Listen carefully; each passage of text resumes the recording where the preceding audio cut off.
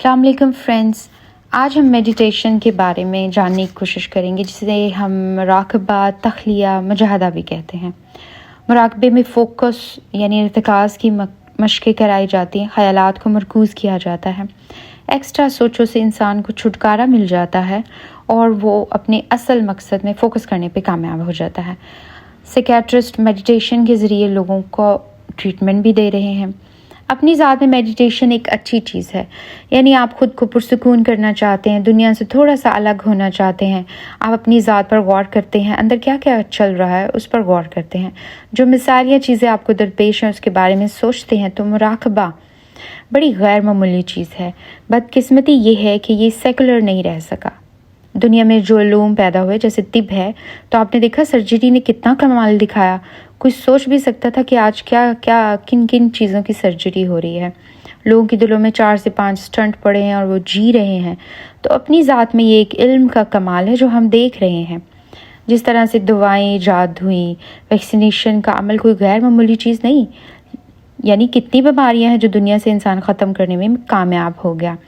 تو جس طریقے سے یہ علوم اپنے اندر بڑی افادیت رکھتے ہیں، اسی طرح ہمارے اندر بھی، ہمارے نفس میں بھی کچھ علوم ہیں، جیسے ٹیلی پیتھی کا، ہپناٹائز کا علم ہے، اور یہ بڑی افادیت رکھتے ہیں۔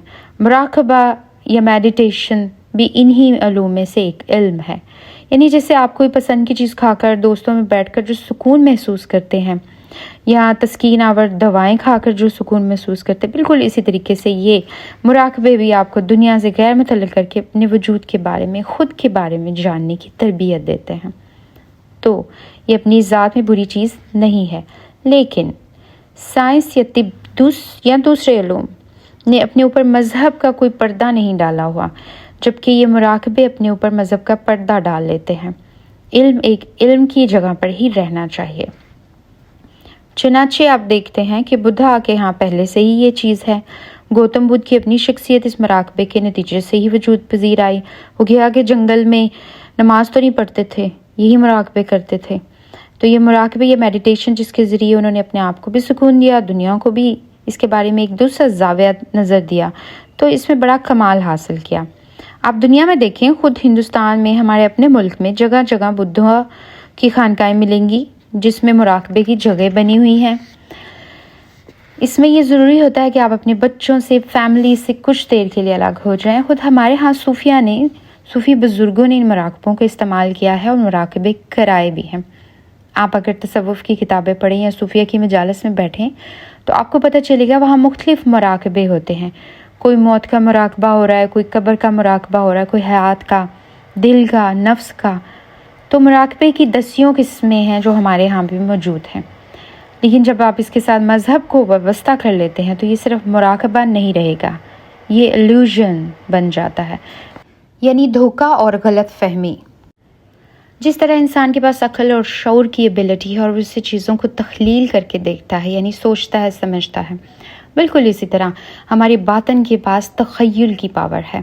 تو اس میں کیا ہوتا ہے، آپ کا ٹرینر آپ کو کچھ سجیشنز یا مشورے دیتا ہے، تو آپ اپنے باطن میں جاتے ہیں اور وہ مشورے باقاعدہ ایک شکل اختیار کر لیتے ہیں۔ اس کا تجربہ عام آدمی بھی کر سکتا ہے۔ کسی چیز کو اپنے اوپر سوار کر لیں اور سو جائیں تو خواب میں وہی چیز ایک حقیقت کا روپ دھار کے آ جاتی ہے۔ یہ خواب کی صلاحیت جو انسان کو دی گئی ہے، اس کو وہ مراقبوں کے ذریعے سے دنیا میں سوئے بغیر بھی حاصل کر لیتا ہے۔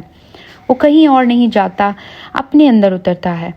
کوئی سیر باطن اس کو افلاک پہ نہیں لے جاتی، وہ اس کے اپنے ہی اندر، اپنے باطن میں سیر کرتا ہے۔ یہاں پر اس کا ٹرینر اگر اسے یہ بتا رہا ہے کہ محمد صلی اللہ علیہ وآلہ وسلم ایک شخصیت ہے، ایسی شخصیت، اور وہ پیغمبر تھے، تو مراقبہ کرنے والا دن رات سوتے جاگتے ان سے ملاقات کرنا شروع کر دیتا ہے، یعنی تخیل وہ چیزیں سامنے لا کر دکھانا شروع کر دیتا ہے۔ اگر ٹرینر فرشتوں کے بارے میں بتاتا ہے تو وہ دن رات فرشتے انہیں نظر آنا شروع ہو جاتے ہیں۔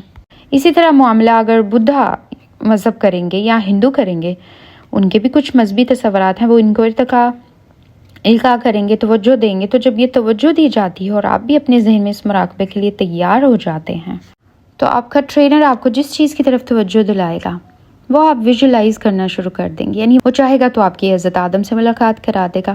اگر میڈیٹیشن کرانے والے کا تعلق ہندو مذہب سے ہے تو وہ آپ کو رام کرشن کے پاس ملاقات کے لیے لے جائے گا۔ اگر وہ بدھ مذہب سے ہے تو بدھا کے پاس لے جائے گا. اگر آپ کو یہ بتانا چاہے گا کہ یہ دنیا جو چل رہی ہے وہ جنم در جنم اسی طرح آ رہی ہے، تو وہ آپ کو پیچھے لے جا کر آپ کے پچھلے 10 جنم آپ کو دکھا دے گا.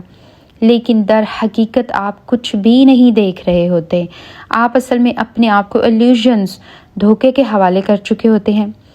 جیسے محبوب دماغ پہ زیادہ چھا جائے تو ہر جگہ وہ نظر آتا ہے. آپ تصور میں اس سے باتیں بھی کرتے ہیں لیکن وہ لوگوں کو نظر نہیں آ رہا ہوتا، صرف آپ کے ذہن کی پرواز ہوتی ہے. اس طرح کے مراقبے ایک ایسی غلط فہمی ہے کہ بندہ اس میں چلا جائے تو نکالنا بہت مشکل ہے. یعنی وہ اپنے ارد گرد ایک دنیا تخلیق کر لیتا ہے جس میں جس سے چاہے ملاقات کرتا ہے. یہ بڑا خطرناک کھیل ہے جو انسان خود اپنے ساتھ کھیلنا شروع کر دیتا ہے. یہاں پر اس کا علم اور عقل معطل ہو جاتے ہیں. دنیا کے معاملات میں اس کا زاویہ نظر مختلف ہو جاتا ہے. اس لیے جتنے لوگ یہ اختیار کرتے ہیں ان کے ہاں پھر ترک دنیا یعنی دنیا کو ترک کر دو، قلت کلام یعنی بہت ضرورت کا بولنا ہے ورنہ خاموش ہو جانا ہے، اور قلت طعام یعنی کم کھانا جیسے تصورات پیدا ہو جاتے ہیں. مراقبے میں یہی سب کچھ تو ہوتا ہے. یعنی حق تک پہنچنے کا راستہ وہ ان مراقبوں کو ہی سمجھنے لگتے ہیں، جبکہ اس کے بالکل مخالف ہمارا دین تو یہ کہتا ہے کہ اپنی آنکھیں بھی کھولو، کان بھی کھولو اور گفتگو بھی کرو. ہمارے دین کی بنیاد علمی اور عقلی دلائل اور استدلال پہ ہے. یہ دین آپ کو بیدار کرتا ہے، سلاتا نہیں ہے. بار بار کہتا ہے تدبر کرو، تفکر کرو. تو یہ دونوں چیزیں بالکل الگ ہیں. مراقبے کو ایک وقتی چیز کے طور پر استعمال کریں، جیسے آپ کو سکون کی دوا استعمال آپ نے کر لی، کوئی میڈیٹیشن سیکھ لی، کوئی یوگا سیکھ لیا، وہاں تک تو ٹھیک ہے.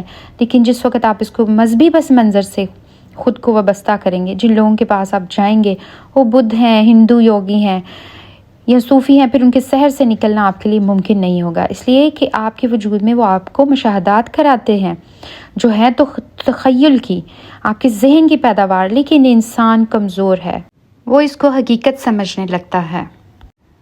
اس طرح کے مراقبے کرنے کا شوق انسان کو اس وقت ہوتا ہے جب وہ اپنے فیوچر کو جاننے یا غائب کو دیکھنے کی حرص اس کے اندر آتی ہے. جبکہ اللہ کہتا ہے کہ جب تم غائب کے حریص بنو گے تو شیطان کی دخل اندازی سے خود کو بچا نہیں سکو گے. اس لیے اللہ کی پناہ مانگنی چاہیے کہ غائب کی چیزیں دکھانے والی کسی گروہ یا تنظیم سے وابستگی نہ ہو جائے. جب آپ خود کو ان کے حوالے کریں گے آپ کے وجود پر انہی لوگوں کی گرفت ہو جاتی ہے. قرآن تو کہیں مراقبے کرنے کی بات نہیں کرتا، نہ نبی کرتے ہیں، نہ صحابہ نے کبھی ایسے مراقبے کیے. یہ علم کی دنیا ہے، عمل کی دنیا ہے، مراقبے کی دنیا نہیں ہے. اس لیے میڈیٹیشن کو اگر آپ میڈیکیشن ٹریٹمنٹ کے طور پر استعمال کریں گے تو بہت اچھی چیز ہے. لیکن اگر آپ ان مراقبوں کے ذریعے کہ میرا رب سے سیدھا ڈائریکٹ تعلق ہو جائے گا تو اپنے آپ کو آپ illusion کے حوالے کر رہے ہیں. کیونکہ اللہ آنکھیں بند کر کے مراقبوں میں اپنے آپ کو ڈھونڈنے کے لیے نہیں کہتا، وہ کہتا ہے آنکھیں کھولو، علم حاصل کرو اور اچھے اعمال کے تھرو میرے تک پہنچنے کی کوشش کرو.